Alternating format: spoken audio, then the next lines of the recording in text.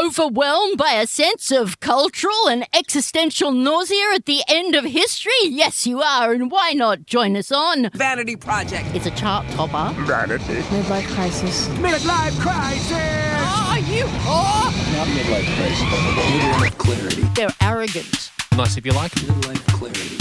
Menopause. Oh, menopause? Is it a vanity project? I'm losing my edge. It's a vanity project. I stared into the abyss. I'm losing my edge. A cash grab vanity project. That little vanity project. It's tremendous. I love it. It's just a vanity project.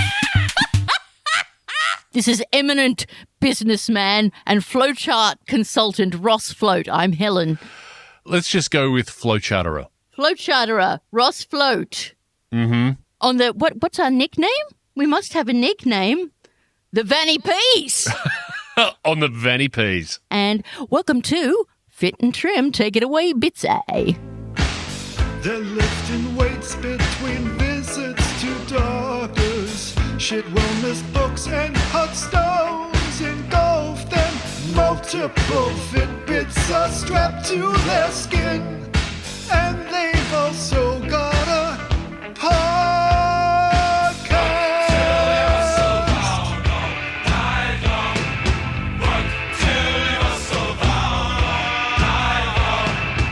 So, Ross, just a quick note from me. Very quick note, very efficient note. I just have 2 words for you. Chia seeds. Go on. I would like to hear both more and less about chia seeds. All right, well, they're known for containing a reasonable amount of protein for something seed-shaped and tasteless. Yes. Are they a superfood? Oh, you know, I have asked dietitians because I've regaled you with the marvellous story of me trying the very effective and soporific drug mirtazapine in the past. Oh, yeah. That'll put some pounds on you. Oh, does it what? You know, if your doctor earnestly recommends it, I think that the poundage is worth the lack of suicidal feeling at the time. But eventually you acquire so many extra fathoms of volume, you become kind of like quite oceanic in your obesity because you're just eating. Well, I found the Ben & Jerry's was the only thing that... I was on a diet of Ben & Jerry's exclusively. So I was on that medication for a while, and I've been a thin boy my entire life, but as soon as I went on mirtazapine, stacked on 30 kgs, 30. Yeah, I did 15, which proportionately is probably about the same. Yeah. And we both had to explore new wardrobes. So when I went on mirtazapine, I went back to the doctor and I complained about joint pain. I was like, oh my God, this drug is really giving me like very, very sore feet, ankles, knees, and hips. And the doctor was like, sorry. Have you considered the fact that you are currently 50% heavier than you used to be? And I was like, can't be that, can it? Yeah. Can't be all the donuts I'm eating. I know, for 2 very vain people, the amount of deniability I can accumulate, I blamed the washing machine. I did. The washing machine is shrinking my clothes. Yeah. I blamed all sorts of things before coming to terms with the fact. And, of course, I had an annoyingly pleasant partner at the time who said, "You're beautiful. Fuck off." I think if they're going to give you mirtazapine, they need to give you the pen at the same time. It's like you take a pill, you stab yourself with the pen, and then everything's fine. But they can't expect you to take mirtazapine. So I don't think it makes you hungry. I think it just makes food more delicious. I don't know. I think the effect might be, and I have asked my psychiatrist what literature there is available. He's like, I don't fucking know, Helen. Yeah. Which is an honest psychiatrist. There is. Exactly. They're like, oh, you're having some problems with this? Like, yeah, look at me. I've just thrown away all my suits. So let's consider that. Yeah, like I've thrown away thousands of dollars worth of suits. This is a problem. It's like, well, we could try a different drug. I'm like, do you not know what's going to happen when you give these drugs to people? And it's like, not really. This is kind of a trial and error thing.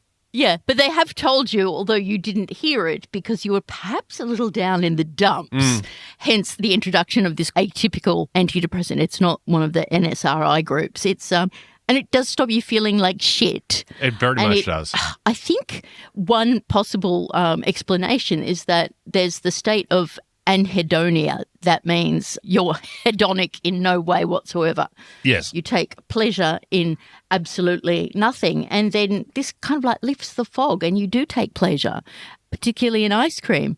Yes. And I didn't take pleasure in ice cream so much as the Coles chocolate chip cookies that come in they pretend to bake them there each day, and they have them on sale at about 10 o'clock each night. So you just kind of jump along there and, they'll put a wetsuit on you. You ever put them in the Thermomix? I think I might have once with some milk, yeah. Yeah. I'm sure that you'll be okay with me sharing that your mother is a generous and commanding presence. And she said your household will have a Thermomix, and so your household has a Thermomix. That is absolutely right. The experiments I would do if I had a Thermomix, I think I would have made clonazepine ice cream with a Thermomix. Years ago when I first started having troubles with sleep, it was in summer. So I used to try and get to sleep at about 10 o'clock in the evening, and then it wouldn't work out. I'm going to enjoy this, whatever it is, I know. Yeah, so then I would wake up at like 1 or 2 in the morning. And I'm like, it's hot, I'm dehydrated, and I really need some sleep. And so I would just get up and make myself what I used to call a sleepy slurpee, which was I would get a whole bunch of ice out of the freezer and then some lemon cordial and then 2 Xanax and then just zip it all up and just sit out on the balcony for a little while and just go, time for a nap. Refreshing and soothing all at once. Here on Vanity Project, don't tell us we don't give you nothing for shit, because that's completely untrue. We could talk about Thermomixes and drugs until the cows come home, and then again return, and then go off to a bush doof and return again. And we'd still be talking about psychiatric drugs. Oh, psychopharmacology, how I love thee. But anyhow, we have other things to talk about, right? Yeah, at around the time the aforementioned weight stacking drug was introduced to me, shortly thereafter I went to a proper dietitian, not a nutritionist, although this particular assistant professor is forced to call herself a nutritionist, not a real job like a flowcharterer. She introduced me to chia seeds. Now, these are purported to give you more protein. Yes, that's true. I've looked it up. And this lady wasn't a lying turd. 2, soluble fibre. Absolutely true. But 3, this is a little supermodel trick, and I'm sure you know all of those. You were the flow charterer for Paris Fashion Week, I imagine. I absolutely was, but I don't like to talk about it. Supermodels, you hear these things about the ladies, in preparation for big catwalk events, eating cotton wool mixed with orange juice. No. It's chia seeds. What? They're an appetite suppressant. Are they an appetite suppressant, or is it just that they are bulk? It is. So you're still hungry, but you just put in things that are. Yeah, I don't know how healthy it is, but I mean, who cares? I'm sure it's marginally more healthy than cocaine, but possibly has a higher toll on the environment.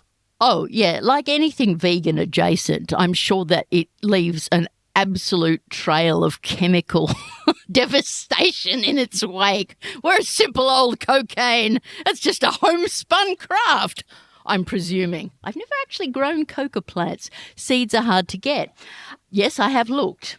And you can't buy them for a Phaedra tea anymore either. Not for love nor money. But no, if you have them, without them being chia puddinged and expanded in the morning, your stomach feels full. There you go. That's my supermodel cheat for fit and trim. Anything on your mind, sir? This week, no. So I've been doing almost no exercise, and the weird thing about it is that I'm losing weight. It's very disconcerting. I'm hoping that it's not something growing inside me taking all of my comestibles away and turning them into a very small chunk of something terrible. But for the time being, I'm going to take it. So what if it's a ferocious abdominal cancer that it's eating you out currently from the insides? You're happy not to know about it. For now. But you'll keep us surprised. Well, I think of my abdomen as akin to surprise at the moment. Like what's in there? Exactly what's in there? Don't know, but also don't care until somebody unwraps the foil, and I'm not unwrapping the foil for a while. if you're a person in possession of medical qualifications, and that might include you've just started using ChatGPT, why not be in touch with us and explain? Because I find myself in a similar predicament. Not doing any exercise, yet somehow returning to my former silhouette here on Vanity Project. Ross. Raise. I did want to talk to you about something fit and trim adjacent, as the kids like to say. I'm ready for it. You recently alerted me about 100,000 times to your revulsion for the novel, and I responded by saying, yes, Ross, I share it, but I've recently discovered that I am atypical of the fairer gender or sex, whichever term you prefer. You biological essentialist, you. So the thing that you were talking about is, I believe, the recent article about how men don't read novels anymore. And it's bad. Is it bad that men don't read novels anymore? Well, according to the article that I sent to you, yes, it's bad. It was in the New York Times. What the fuck else are they going to say? The entire idea was, it'd be good if men were in touch with the feelings that were given to them by people who make things up. Yeah. Well, I would say that I have a lot of antipathy toward the idea that men are to blame, men are the vessels of all destruction, and in fact, gender is evil, etc., etc. You know, let's just say people are not intrinsically fucked, but the systems of organisation under which we live could do with the dust, and But leave it at that. Also, the systems of value are fucked. All right, so the entire point of that article was dudes aren't reading What's Wrong with Dudes. There is no problem with dudes reading.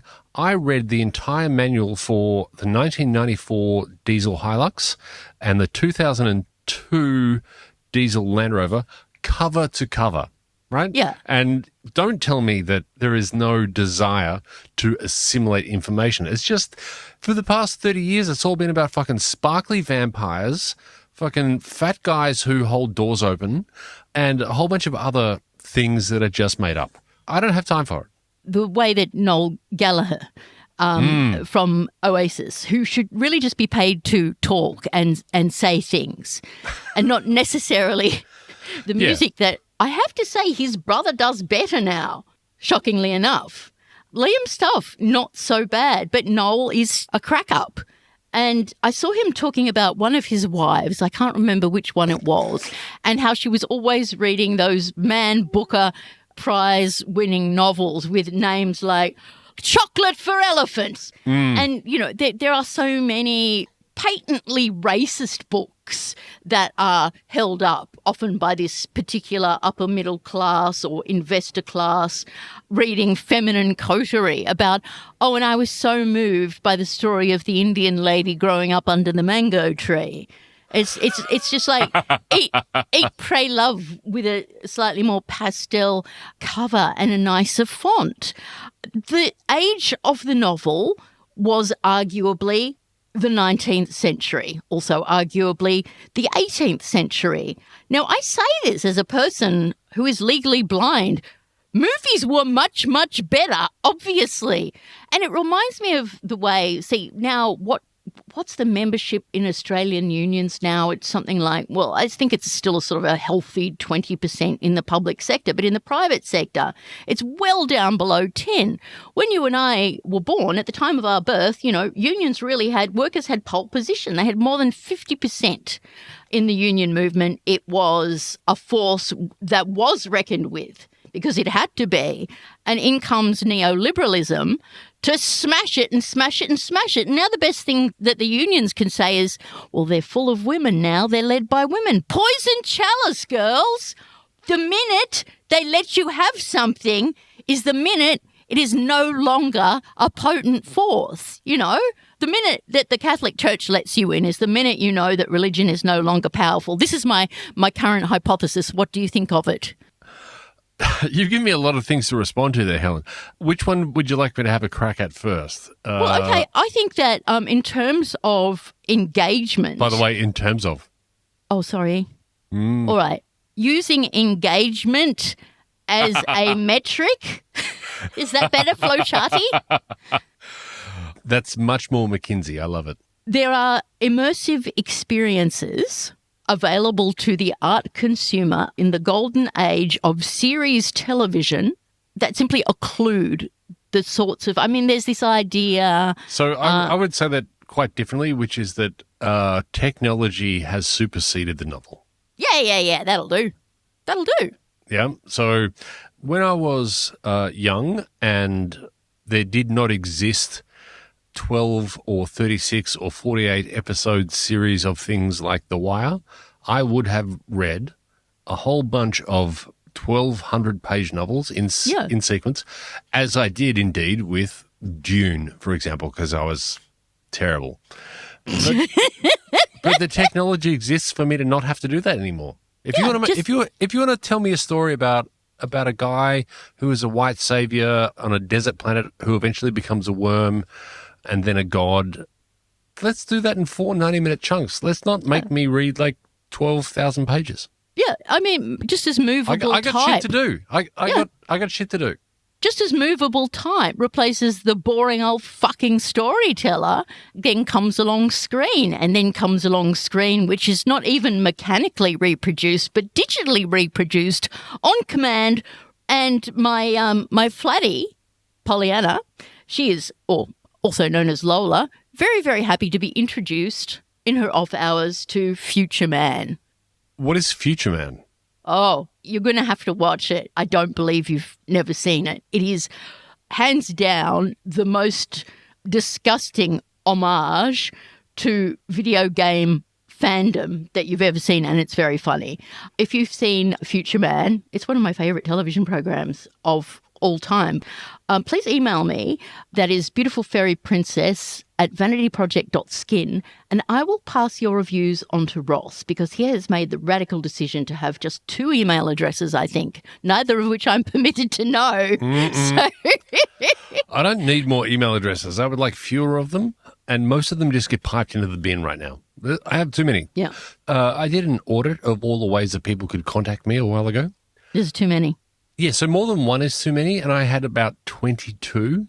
Yeah. And so I've just been aggressive in culling them. Yeah. I lost a friend recently because I didn't respond to something on Facebook Messenger, and I was like, that's not a friend. well, no, it's okay, but I don't look at Facebook Messenger. That's I don't know. I'm not 12. I've got a telephone. Nor are you 75. Number? Yes, correct. Because last time I looked at Facebook, which was about 18 months ago, before deciding I really don't want to be having conversations about my superannuated investment portfolio. It's just like, the only good thing about it was like blokes in bands that I used to go and see in the 80s and 90s bitching about each other. Yeah. No other reason to go to Facebook for me. It's the province of the very, very old. So, Helen, next up, Business Goose. Well, speaking of ways not to contact me or him, Blue Sky is not among them. I believe there is a Blue Sky Vanity Project presence. Am I correct? There is. I don't remember the name of it. Yeah, and you won't let me have the password, which is very sensible, because you've seen... I will not let you access any form of social media. And that's as a friend. Mm-hmm. It's not that you care about the brand. No. There is no brand. We've carefully constructed a brandless brand. That's right. So Business Goose this week is dedicated to a Blue Sky user. You sent a screenshot of this comment by November with 2 R's. Hello. I'll take it away, Bitsy. They know it's Business Goose. Business Goose is, well, I thought it was the Mandarin word for penguin. Turns out not true. The day I found that out, I was devastated. You don't seem to be understanding this, November. But thank you for your kind correspondence, because you found the source of what I preferred to believe was an actual book review by actual Dorothy Parker of actual Ayn Rand's Atlas Shrugged. And that book review was, this is not a book to be tossed aside lightly. It should be thrown across the room with great force. November has more or less, and quote Investigator, you probably know, Ross, I mean, it's always been a fairly reliable and exhaustive source. I'm not big on chasing down quotes, like I've told you. Like, I don't try and ruin things with the truth. But back when I was a journalist a few years ago, I actually did find it. It was like Snopes used to be when that couple started it. Do you remember years ago? Yeah, of course. And Snopes was actually, it was just a husband and a wife, wasn't it? Mm-hmm. And they just decided that certain things shat them and that they would find out the answer. Was this right or wrong? Of course, like most things, when they get bigger and older and more complex, like humans, they got shit. But Quote Investigator, the last time I had a peek in, was a really good source and apocryphal. Nobody knows where it comes from. So thank you, Novemberr, for telling me. I would still prefer to think it. But I've always liked, and I was told this week without being asked, I've always liked the idea that Napoleon was short. You like that idea? Well, Helen, to me, everybody is short. Oh, yeah, you're 6'5". I forget. Yeah, well, except for people who were born after maybe 2005 or 2006. Yeah, they got the good baby nutrition. Oh my God, they're massive and they terrify huge. me. But by and large, to me, all people are functionally the same size, which is small. Yeah. Napoleon, completely typical manly size for his age. Probably 5'9" or something. What it would have been in the ancient regime, because this is pre-metric, which I didn't know.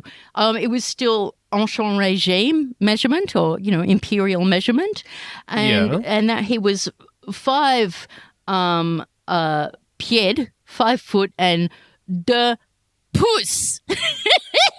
And what? Pouce, Pouce, was the rough French equivalent, the ancient regime equivalent for either 5 centimetres or 2 inches. Yeah, which is 5'6.5". That's actually 5'7". That's a little bit shorter than my mum. Yeah. Anyway, he wasn't that short for the time. I mean, if you turned up on a Tinder date, you'd be like, oh, okay, he's wearing Cuban heels. Yeah, except, chaps, you probably already know this, but if you are on the apps, and I'm not, just be warned, you might not be getting some of this.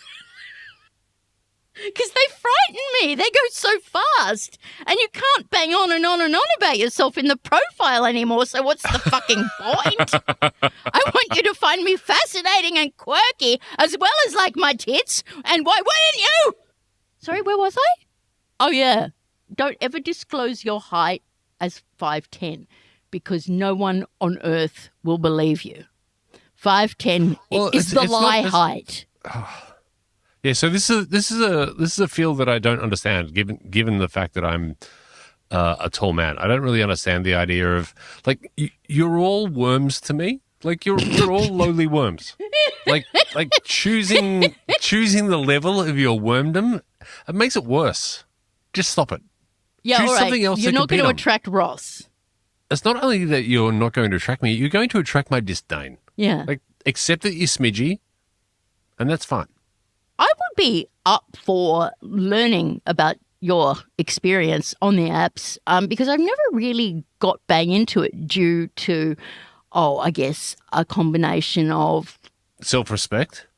Oh, no, I don't think that there's any lessening of one's self-respect to go on the apps. No, I'm going to be honest and say that it's fear, genitalia more or less making itself available to me.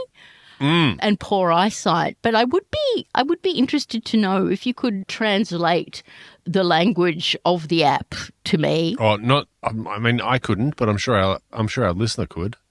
You are of no help to the single lady. I am. You are of no assistance to the single lady if she was to say, "Hey, Ross, can you help me out and show me where the men or the ladies are?" You would not offer advice, would you? Because you're sensible.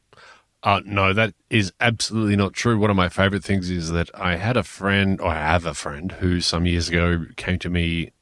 So she was about 28, maybe 26, that kind of age, which is not quite yet 30. Yeah, their brains are still forming. Yeah, and she came to me and she was like, "Oh, I've got this guy that I really like, and he's in his 40s. Like, what do I do?" And I was like, "Okay, well, are you sure you're ready to date a man that's in his 40s?" She's like, "Yeah, absolutely. I think that he's quite attractive." I was like, "Okay, so are you trying to ask me how to make him find you attractive?" And she was like, yes, Continue to absolutely. exist. Yeah. And I said, well, what you need to do is you need to think about the year that he first got an erection. Oh, yes. And then have a look at Vogue magazine for that year and do that year's makeup. And she did it. Yeah. And then she came back to me and she's like, oh my God, I did the green eyeshadow and like the smoky cheeks.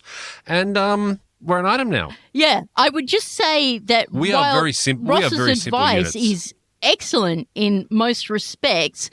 I would, if I were you ladies, go and look at, say, Myers Miss Shop catalogue from the same year. People magazine. Australasian Post. Yeah, Australasian Post. If you can find any old copies of The Truth. Yep. Page 3 girls from the era. Not everybody demands Robert Mapplethorpe is all I'm saying.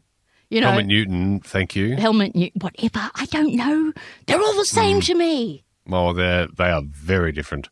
We can explore this in future episodes of Vanity Project. Now, I did want to say, sweetie, I don't think that we've resolved the matter of men and novels. I think it's very rich territory, and I'm not even bullshitting. And can we resume it next week? Of course we may. Because you may have read the story. Ross passed it on to me. It was about an editor at Simon & Schuster called Yardon Israel. And Yardon decided that he was going to start a fiction reading club for men. And, well, you can go to his website to see the results. He revealed them earlier this year. It's kind of, he had a nervous breakdown, essentially. I don't know. I'd actually love to speak to him. Do you think I should try and get him on? Yeah, absolutely. And find out why that...